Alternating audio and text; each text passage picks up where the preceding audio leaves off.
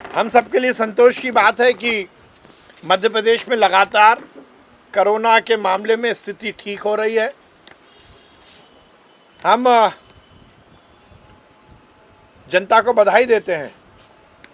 जनता के आत्मानुशासन से और माननीय मुख्यमंत्री शिवराज सिंह चौहान के नेतृत्व में भारतीय जनता पार्टी की मध्य प्रदेश की सरकार के प्रयास से हमने कोरोना संकट से जनता को मुक्ति दिलाने में सफलता अर्जित की है। लगातार कोरोना के मामले में मध्य प्रदेश की स्थिति अच्छी हो रही है।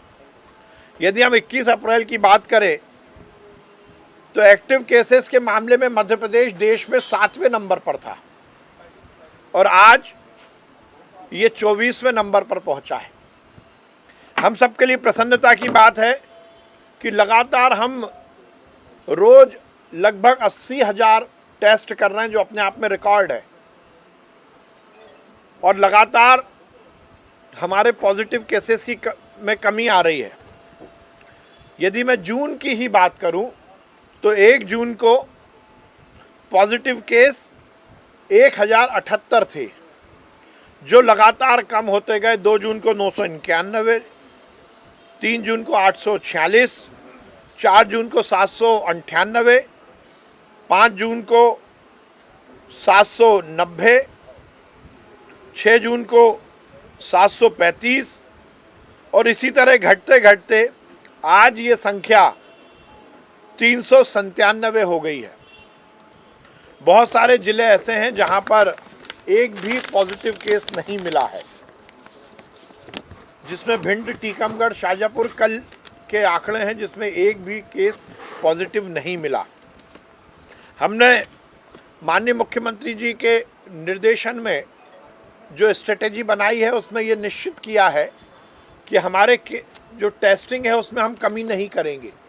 रोज़ हमारी टेस्टिंग जितनी कोरोना के पीक में थी वैसी ही टेस्टिंग रहेगी, और उसके साथ ही ये भी सुनिश्चित किया जाएगा कि गांव में जो हमारा किल कोरोना अभियान चल रहा है आइडेंटिफिकेशन का, वो भी हम उसको व्यवस्थित करके रखेंगे।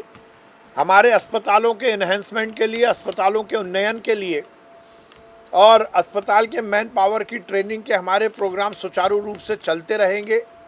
ये सुनिश्चित किया गया है कि तीसरी वेव की तैयारी में कहीं भी कोई कोताही नहीं बरती जाएगी।